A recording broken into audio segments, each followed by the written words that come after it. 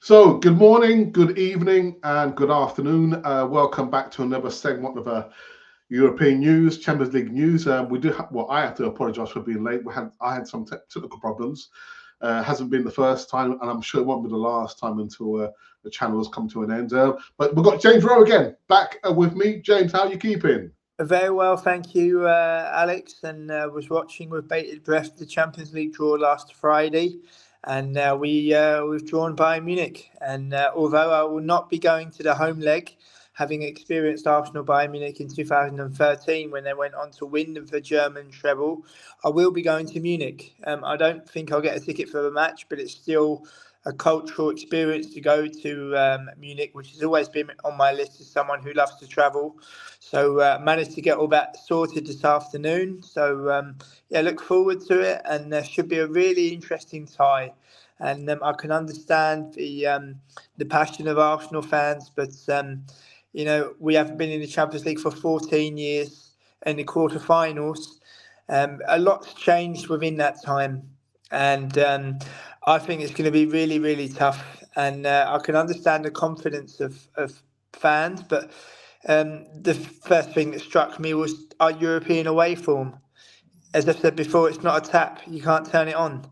If we have not won under Arteta's tutelage in Castellón, Lisbon, Lens, Eindhoven, Porto, then it's unlikely we're going to win in Munich, isn't it?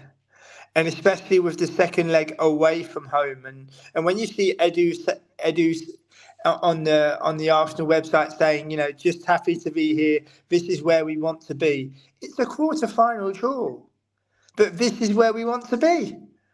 I found it very, very strange. This is our last chance to win it. There are 5 steps remaining, and the very first one will be at home to Bayern Munich on the 9th of April. But James, can I take you back to the victorious win? Arsenal versus FC Porto, yes, which I believe you were at. I was highly intensive game. Indeed. And it could have gone either way. A great performance to get over the line because, when it appeared to be, full time, extra time, penalties, I felt that we just about did enough to get over the line. But, we've got to be proud. We've got to be pleased. It was my first ever penalty shootout of any professional game that I attended. And to have won it as well was great. I thought the penalty kick takers did really, really well. I thought Rice's penalty in particular was excellent. And we did really, really well. And, a massive test now. It's quite surprising how the Champions League has 8 participants left who have won it a combined total of 27 times. And, that's only 5 teams out of 8. The others have never won it. We've never won it. Atletico Madrid have never won it. Paris Saint-Germain have never won it. But yet all the 8 are also previous finalists. And I think that we've got the toughest route, especially with the next leg being Real Madrid or Manchester City, again with the second leg away from home. So it'll be really interesting to see how it goes. But, we've got to give it our all. We've got to fight until the very end. And should we not win it this season, then history will judge us as a team that was never good enough to win it.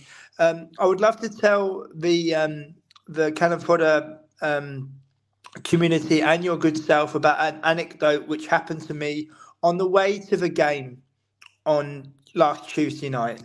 I'm waiting at the tube station at King's Cross to board the tube. And of course, Arsenal fans talk with one another on the platform. So I raised the point by saying 2006 is still extremely painful. It's the most painful defeat. You never get over it. You just learn to live with it. And then I had one Arsenal fan who said, the referee tucked us right up.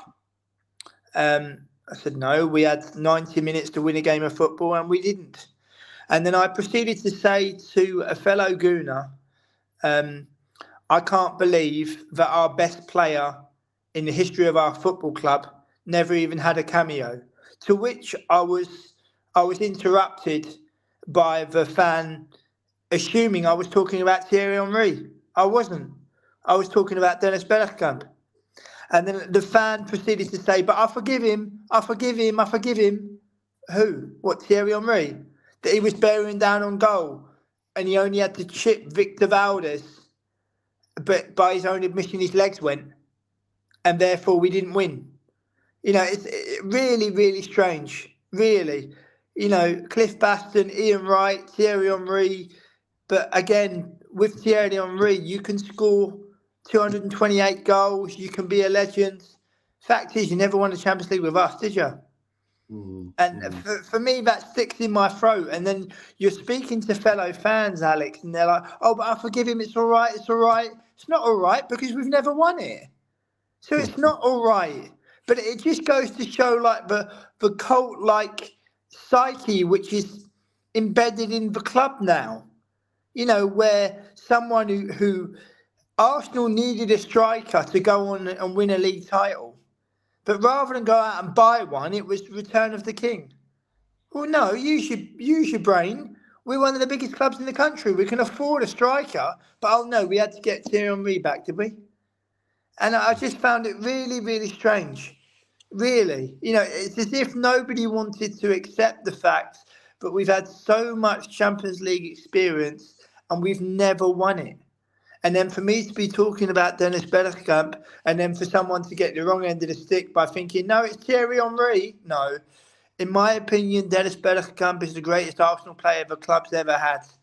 And people love to talk about Thierry Henry with the goals he scored, but who set half of them up? Who changed the DNA of the football club a la Arsene Wenger? Dennis Bergkamp did. Who signed Dennis Bergkamp? Wasn't Arsene Wenger. It was Bruce Rioch. Bruce Rioch that signed him, not Arsene Wenger. And again, I just found it very, very strange. I mean, I did also say on the tube that I think it will be a long old night and I think it will go to penalties. Oh, don't say that. Don't say that. What? Am I not allowed to tell the truth then? And look how it's panned out. So, a massive 180 minutes coming. And, history will judge us.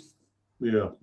But talking about history, James, of Arsenal and Bayern Munich, I mean, it's quite extensive. I mean, as recent as the 2-2 draw in December 2020 in the group stage.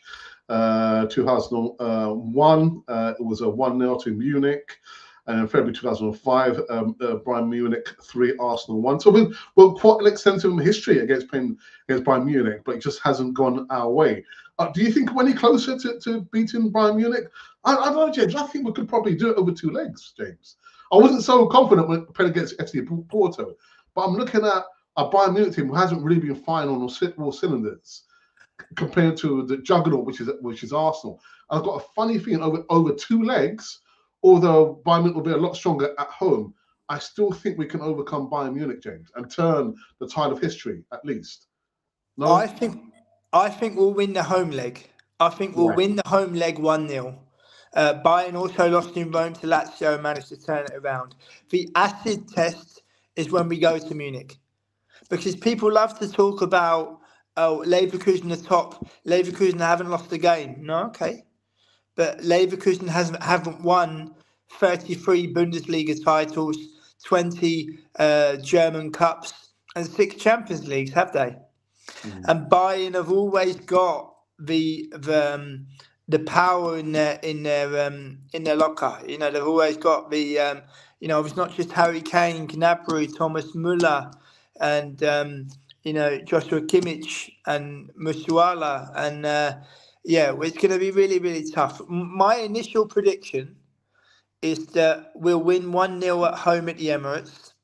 I think we'll lose 1-0 in Munich, and I think it will go to penalties. I think European football has a funny way of coming back on yourself, where you don't have a penalty shootout in years on end, and then in 3 consecutive knockout ties, you might have 3 in a row.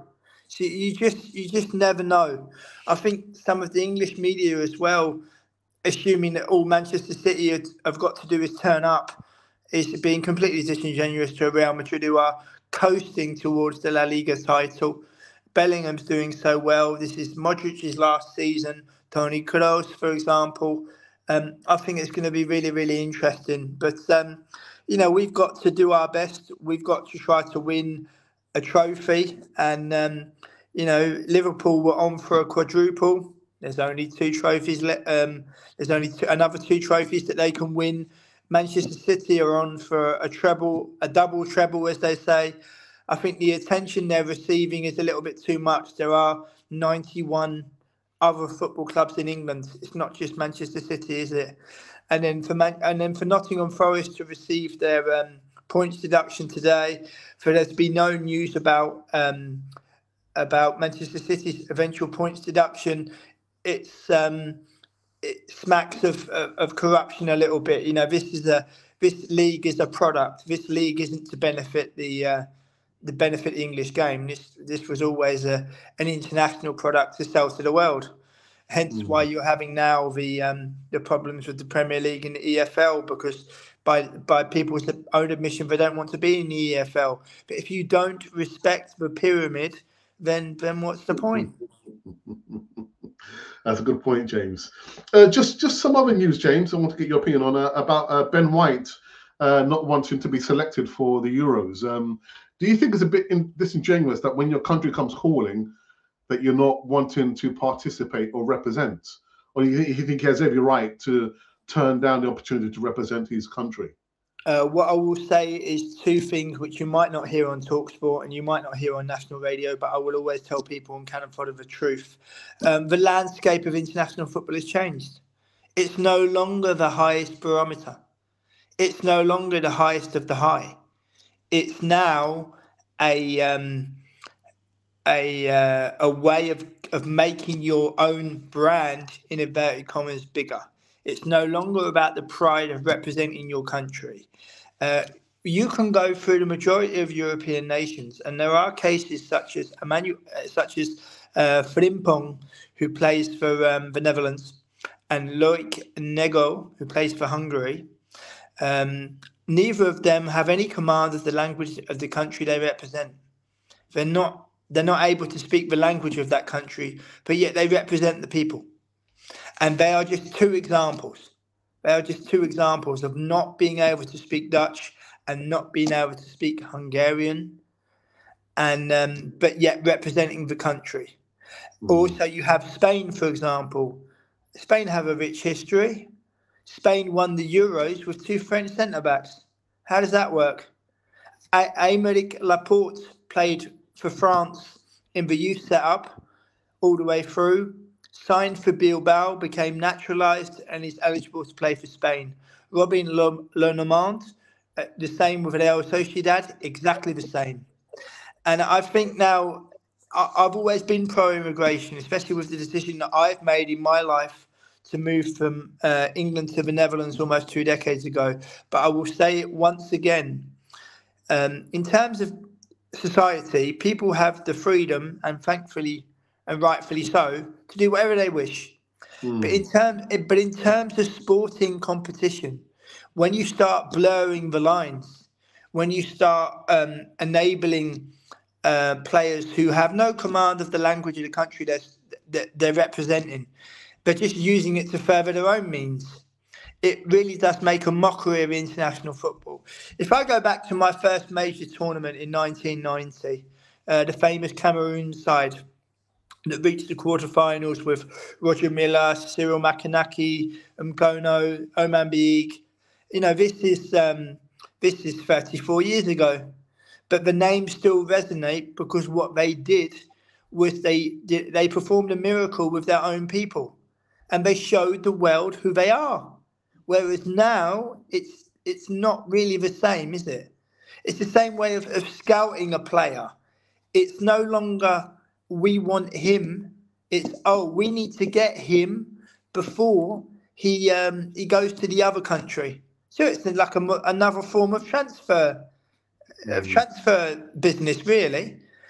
As I've said before, Alex, for the people who have the privilege, and I mean privilege, to choose which country they play for, you would expect them to choose with their heart, not with their brand in mind, not with their pocket. Because you can sign for any club tomorrow, but the passport you have is of the country you are born to, that you have an affiliation with. And I just think it's become so watered now where I will happily go on record and say that Euro 2024 is my last international tournament. I will sign off from international football after this one because it makes a mockery of what international football is.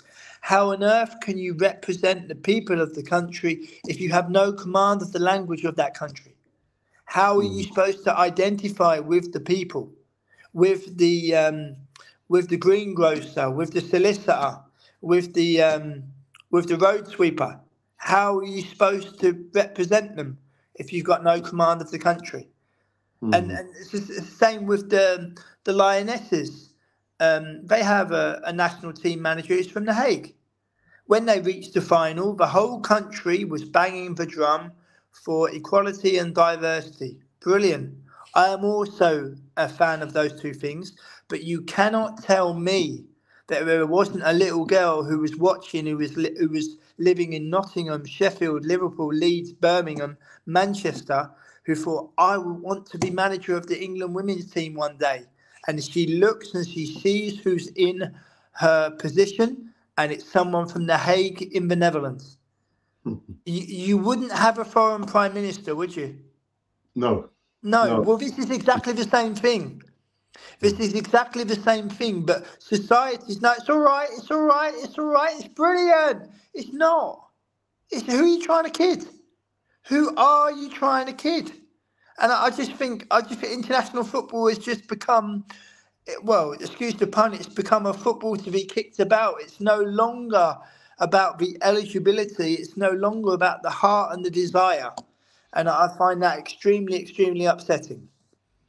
Just talking about players who've gone abroad to apply their trade. One player has come to mind, and the reason why he's come to mind is because I've looked at the Gareth Southgate's squad for the Brazil and I think Belgium match. Jordan Henderson, because he left to go to the Middle East, and then he's since gone to Ajax. Yep. And he's been selected for the squad. I'm thinking surely a player who should have probably been selected in James Ward-Prowse has not been selected for that midfield position there. But how is Jordan Henderson getting on in Ajax, James? He's struggling. He's struggling because, first and foremost, got no command of the language, even though he's only been here 2.5 months. He's captain, and I'm not being funny, young Dutch players don't necessarily understand him in English with his very, very strong northeast accent. The audacity to wear the captain's armband of Ajax when you've only been here 5 minutes borders on silliness, really. When you look at the captains that club has had, but he's been given it purely on the basis that he is the one who has the most experience. And that just shows you how lost the club is. The club is now chasing Euro signs. When you open up the app of Ajax to buy your match day ticket or to check news on the club, everything is in English. But the club is Amsterdam Football Club Ajax. But because the technology of iPhones and apps is only in one language, that is how it is. That is how it is. And it's very much the way of the world. But I just find it very, very strange. And as regards to Henderson, it just goes to show that if you're part of Southgate's inner circle, you're in. Doesn't matter what you do, you are in. Sir Alf Ramsey never had 4 major tournaments. So Bobby Robson never had 4. Glenn Hoddle never had 4. Hodgson never had 4. But Southgate gets 4. He can tell you everything about Israel. He can tell you everything about LGBT and Iran. But the fact remains he is a football manager. And I just find it very, very strange. Really, I do. And as I say, I will get through to the Euros and then I will sign off from international football, for Loic Nego representing France through different youth categories by his own admission, not being able to speak Hungarian, but yet representing the national team. Frimpong, who moved from the Netherlands to the youth setup of Scotland, youth setup of Celtic in Scotland at the age of 7. He has no command of Dutch. He speaks English like we speak English. But we're not representing the Dutch national team, are we? I could, but I am what I am. I am what I am. I'm able to speak to the Dutch press. I work for the Amsterdam City Council. That tells you all you need to know. But something has happened where after 7 years of his life in this country, he has no command of Dutch whatsoever. He was asked on a football interview on the Rondo with Van Basten and Yuri Mulder and Khalid Boularus, how's your Dutch? Yeah, it's getting better, he said. He said exactly like that. So not, ja, het wordt steeds beter, ik krijg steeds meer vertrouwen. No, it's getting better, it's fine, yeah. It's obviously not that good because you're not eligible to do a simple basic interview about football when you represent the country. So you're using it for your own means. And the only reason why he's there is because he's quick and he's got pace. Otherwise, he wouldn't even be there. And when he rocks up in Zeist at the training centre of the Dutch FA, the Kane afc, what does he get as a reception? My guy, my G, yes, blood. We're talking about the Netherlands Dutch national football team. This is what we're talking about here. And I just find international football to have become so watered down now that if I had my way, I'd disband it. Get rid of it. I'm currently reading Pelé's book, and the humility of the man. He's not called the greatest of all time for nothing. And when he talks about playing for his country, he was asked to return for the 1974 World Cup, but he said no. He said no. You've got to think of the next generation. He cited the lack of preparation in 74.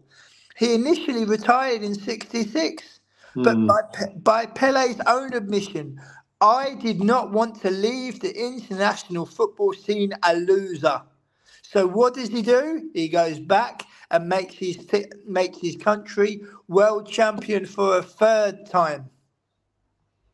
For a third time under the tutelage of Zagallo and also Tostão and Carlos Alberto. If you look at Brazil now, and Dani Alves saying, yeah, we want Guardiola. We could have had Guardiola as manager of Brazil. Go back through history. Vicente Viola, Aimore Moreira, Mario Zagallo. These were the three that won the first 3 tournaments for Brazil. And then obviously you fast forward to 94, 2002, and since 2002, no title for Brazil. But reading that book, I know the world has changed. But honestly, international football is ill. And for the people that think everything is fine, to put it politely, I just think they're being silly. James, a couple of questions for you before I wrap this one up. In regards to England managers, you rate Bobby Robson as the best England manager because he went abroad, he won numerous titles. And of course, going abroad means you have to integrate yourself and learn the language. But what about the greatest England player? Would it have to have been a player who went abroad, learned the language, and also won major honours? Well, I think if I can break it down into two parts. The first one about management. Nobody has done what Sir Bobby Robson has done because they don't have the courage to do what he's done. It's an amazing career. For anybody who's not read his autobiography of Farewell But Not Goodbye, it's amazing. You know, he could have been Arsenal manager. We'd have never heard of Arsene Wenger. If Pinto da Costa would have let him go, we'd have never heard of him. He was all set to become Arsenal manager after Borussia Lyon, but Pinto da Costa of Porto wouldn't let him go. to go looking for the challenge of PSV Eindhoven, Sporting Lisbon, Barcelona, FC Porto. No other English manager's done that. But he went looking for it. This is in the 1980s. He was approached to become manager of Everton, and he was given a cheque for £50,000. £50,000. He said, "I will become manager of Everton on one condition: if this leaks to the press, I will not become your manager." So it leaked to the press, and he ripped up a cheque for £50,000. This is the 1980s. Ripping up a cheque for £50,000 shows you the integrity of the man. But look at the reward of the man. The reward is you go and you make history in not just England, but the Netherlands, Spain, and Portugal. And that's an amazing, amazing thing. In terms of a player, Bobby Charlton is the greatest all-round English player there's ever been. Bobby Charlton is the greatest English footballer the country's ever produced. In terms of an all-round footballer, I think with his background, it was never conducive for Bobby Charlton to go abroad. Although I know that Real Madrid did try their hardest. They also tried to sign Pele when he left Santos. So it just goes to show. But I think times are changing. But I just think for the people that think this is all right, it's not all right. What are you trying to kid? When I give people the example of you wouldn't have a foreign prime minister, they all go, no, you wouldn't. So why would you have a foreign manager then? Why would you have players who have no affiliation of or no awareness of the language of the country that they live in or the country they represent? I'm charmed by Brazil. I don't have a Brazilian passport. I've only ever been to Rio de Janeiro once in my life. I've got no eligibility for Brazil. I'm eligible to represent Great Britain, Northern Ireland or England in a sporting sense. I'm not eligible for a Dutch passport. Okay, fine. I've accepted it. But I still speak Dutch to the best of my ability. I still harbour ambitions of having another foreign experience at some point in my life. I've still been, working so hard the last 2 decades in the Netherlands to achieve some form of greatness. But I think it's just very much a sign of the times now where people think they can buy success. You can't buy it. It's either in you or it isn't. And I just think with international football, I just find it a shame that it's gone so far now, where it's just no longer what can I do for my country. It's what can my country do for me. And I think that's very, very dangerous.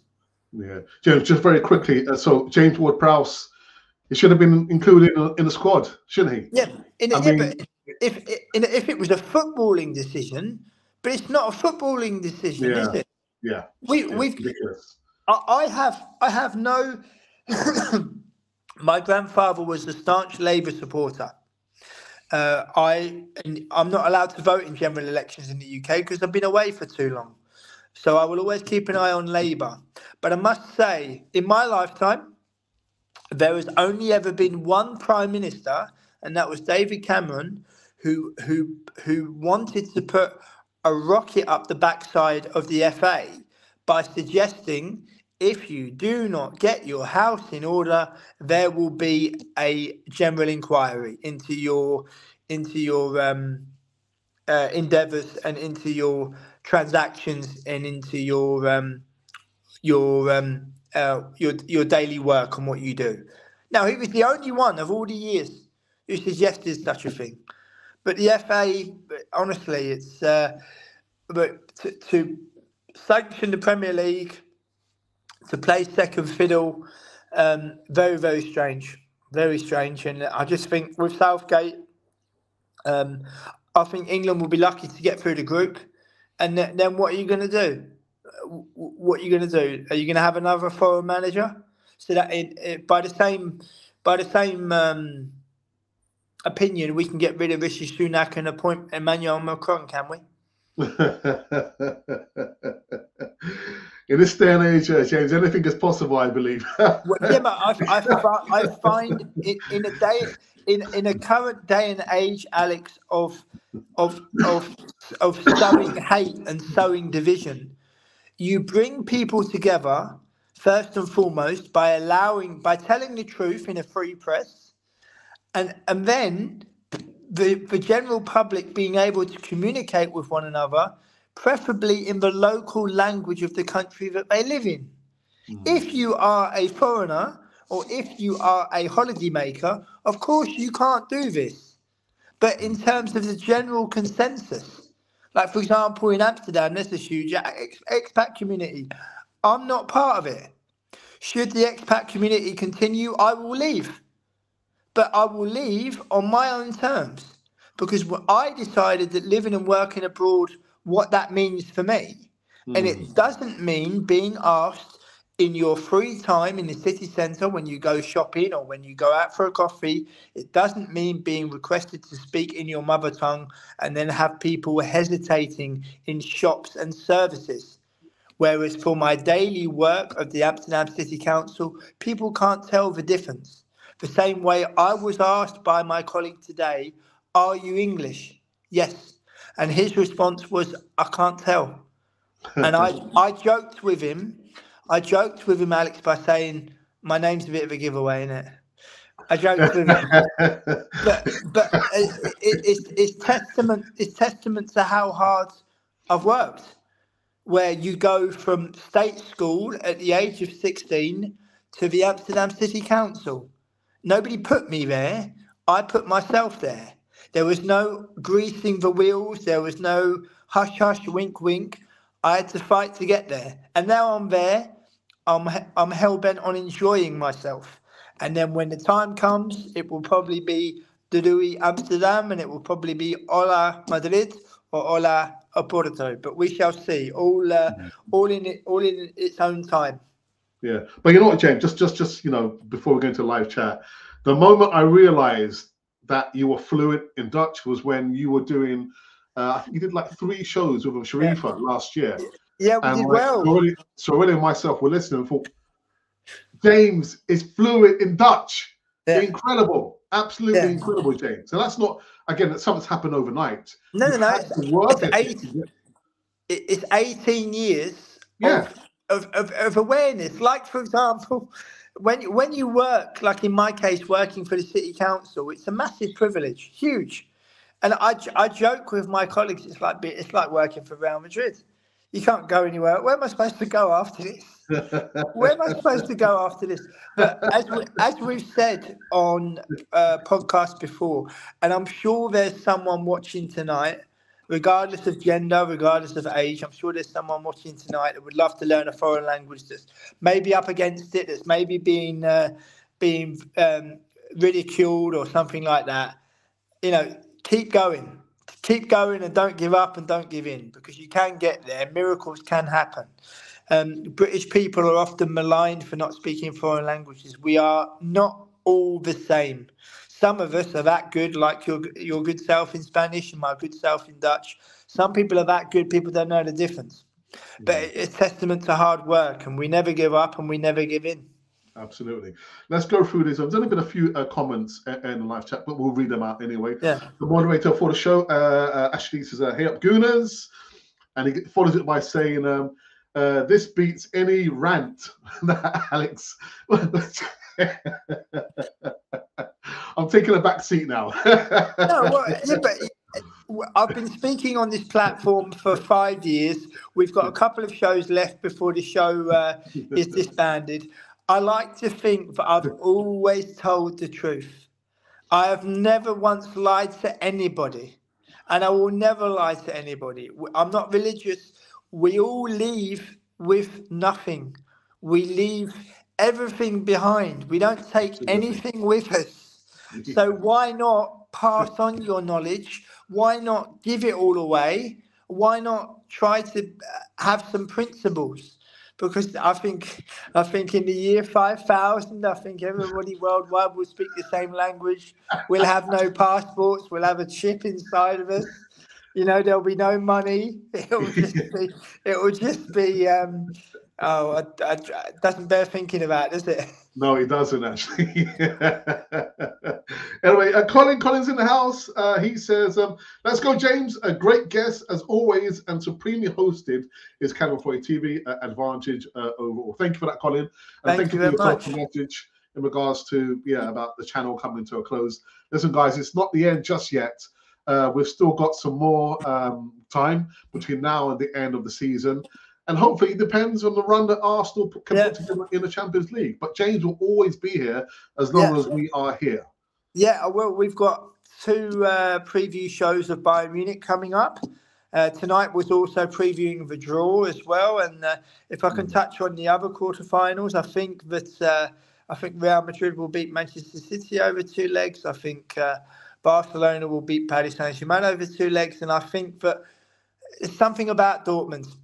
And I think they could well sneak a place in the final potentially. And something about them. Here in the Netherlands, former Dutch national team player Jordi Mulder decided to describe Marco Reus as over the hill. And when I heard that, I put my head in my hands. I thought, how on earth on such a platform can you describe Marco Reus as over the hill? If Marco Reus had not succumbed to injuries, he would be in the same pantheon as Luka Modric and Xavi and Iniesta. He's that technically gifted. Let's go, Slackers. That like button needs some loving.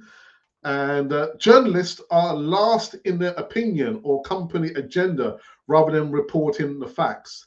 That is absolutely spot on, Jay. It's a great point from Colin. But as someone who's got almost 8 years' experience writing about football, interviewing more than 400 professional football players and managers, speaking on TalkSport, I always think you've got an obligation to tell the truth. It's not about me.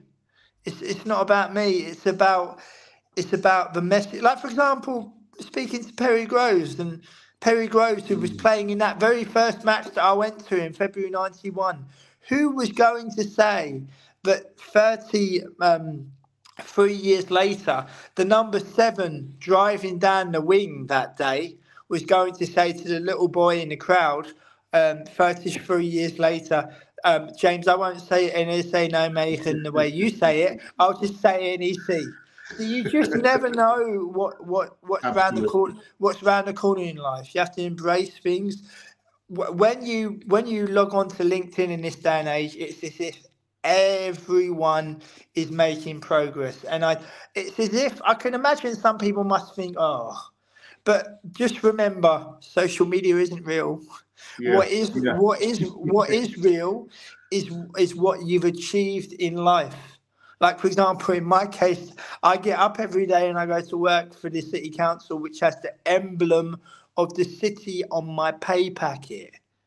So I work for the city I choose to live in. Now, I'd much rather have that. But I'm sure there's people watching today that think, I'd love to be in such a position. Just remember, you always have to stay true to yourself. Yeah. You always have to stay true to yourself. And, there's people that will toe the line or have a particular narrative. But my response to that is, who are you trying to kid? So, James, we've got there's a bit of a lull between now and Arsenal's next game, which will be on the 31st of March. Just have to read it here, and it will be against Man City. Yeah. I'd take a draw now if somebody offers me a draw. I would, and then it keeps us top with 9 games remaining.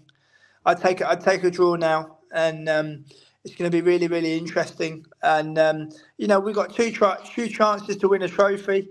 If we don't win a trophy, it's 4 years without a trophy. And then Arsenal are at a crossroads. Should Arteta be still in a job, I will vote with my feet because, clubs like Barcelona, Real Madrid, in fact, if you don't win anything for 2 years, you're out in your ear. But that's why they're so big. Liverpool, if you don't win anything for a couple of years, you're out in your ear. And we need to be. We used to be really ruthless. I'm sure there's people watching tonight that have never known Arsenal to be ruthless, but we used to be in the mid-90s under George Graham, Danny Fisman, and Peter Hill-Wood and Ken Fryer. We used to be extremely ruthless, but now we're far too concerned with the brand. I mean, we're going to be playing Bayern Munich wearing green shirts. We're not St Etienne. We're not Plymouth.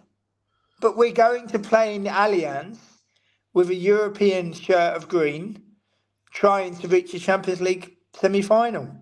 We don't play in green. We play in red and white and yellow and blue. So it's simple, isn't it? Well said. Colin, I understand what you're saying. We weren't thinking that you were talking about James. I wasn't referring to you, James. You are a fantastic journalist. Most are not, and I know that. No, I've been doing transfer news and seeing all the silliness coming through. Journalists are thinking about the numbers first and everything else afterwards. No, I understood Colin's point, and I knew that he wasn't referring to me, and I just think it's important to tell the truth. It's so important to tell the truth, but it's the easiest thing you can do. It doesn't cost you any money, does it? It's the easiest thing not to do, James, because there is a saying that the truth will go around the world twice before. A lie will go around the world twice before truth can get her shoes on, and it seems like the lie sells better than the truth. I don't know. Well, I just find it like, for example, they have a gossip column regarding football players. Here's the question for you: how many lives has that destroyed? Many. How many lives is that destroyed? But they'll talk about lives being destroyed in Russia and Ukraine and Israel and Gaza, but lives are also being destroyed through rumour and hearsay in football. Yeah. So why not talk about that as well? Yeah. Well, I've got lots of stories, but I've also got respect for my fellow man, for my fellow professional, and it's you try to do your best, and we'll see how things go in the future. Yeah. So James, after that Man City fixture, then we have Luton Town, who are a little bit in freefall. James. Yes, but it's a long old season. I think it'll be great for them to stay up. I think it'll be great for the Pyramid and Nottingham Forest deduction as well. But we just got to take it one game at a time. There will also be freak results. There will also be freak results between now and the end of the season. People that are expecting Arsenal to romp away with it. We've got to win a trophy. That's what we've got to do. We've got to win a trophy. If we don't win a trophy, what are we going to celebrate? Another glorious failure? Is it going to be, but it's Man City and what? We're bigger than Man City, are we not? Well, I know what's going to happen. There'll be a mountain of excuses, and then he'll carry on. But as we say, who are you trying to kid? Who are you trying to kid? Well, there are many who are falling for it, James. Well, there are many people who are falling for it. More fool them. More fool them. My response to the people that fall for it is, what does football mean to you? That's my response to them. My response to them is, what does football mean to you? Glorious failure. It's all right. It's all right. It's all right. We were trying to educate a fan a couple of weeks ago not to buy the latest shirt. Hopefully our advice helped. There is no need to buy any latest shirt, any of the four, any of the training kit. You do not have to buy it. Pay your bills, pay your mortgage, go out for dinner, go to the cinema, buy a book. There are lots of different things you can do. And rather than spending it on shirts, and Arsenal have an opportunity to go back to the two major colours. They could easily say, as of next season, these are our two new kits and they're valid for 3 years. Simple, isn't it? Yeah. You can fight climate change, but no, the climate change part is just to hand in your recyclables. just hand in your recyclables. Just as I say, for me, a football program book is enough, and we'll just see how it goes, and what will be will be. Okay, and that's it. We've come to an end on this latest segment on a Champions League Football. I've got a funny feeling we can overcome Bayern Munich. Yeah, but who knows? Who knows? And that's the wonderful thing about football. You can't predict it. No. Can you? No, you can't. No. But it's becoming. It's no longer about the magic. It's about the spreadsheet. It's about the social media clout. It's about the amount of people that are looking, it's just very, very strange. Absolutely. Just last few comments. Ashley says, I have not bought a top for about 5 years. Well done, Ashley. Keep well it done. Up. Yeah, keep it up. Keep it up. Keep it up. This year seems that they are bringing out a new kit every 3 months. And you know what? There's a lot of people who will still go out and buy them, even if it was 2 months. Yeah. I've said what I had to say. Yeah. Colin says the Kool-Aid consumption is at an all-time high. I do like Arsenal clothes though. Yeah. Well, I've got my 71 replicas that are 20 years old, and you can put them in the wash 1,000 times, and they still come out okay. On that note, we have come to an end. The next time you will see me will be next week. Yes, only one live show this week. No Easy Talk.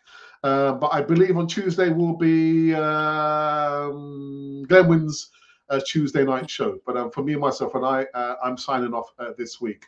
James, as always, it's a pleasure. And it was a pleasure seeing you last week in the flesh again.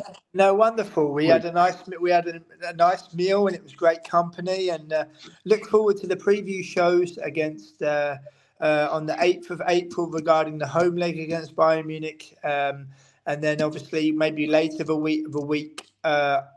later in the week as well, discussing the fallout and previewing the next leg, because I leave for Munich on the 14th of April. So looking forward to that.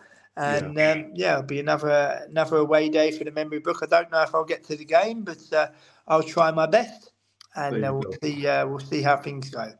Brilliant. Anyway, James, again, it's always been a pleasure to have you on. And it's funny, even my family was saying, but you're coming to an end on the channel. But that guy James, how did you meet James?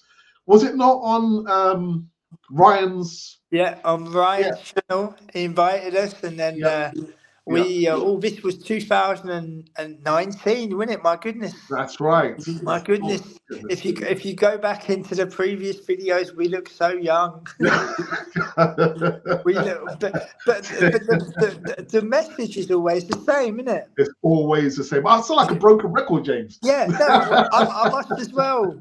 All you have to do is insert European team here, but at least we've got our memories. That's the most important thing. You can't take that away from us. All right, people. So that is that. Enjoy Glenwyn's show tomorrow. I believe it's a 7:30 p.m. kickoff. And again, there will be no Easy Talk or any other live shows this week. You will see me next week, same time, same place, just a different day, and maybe some more rants. Who knows? Anyway, James, thank you very much. And this has been Cannon Fodder, the channel for Arsenal fans all over this world.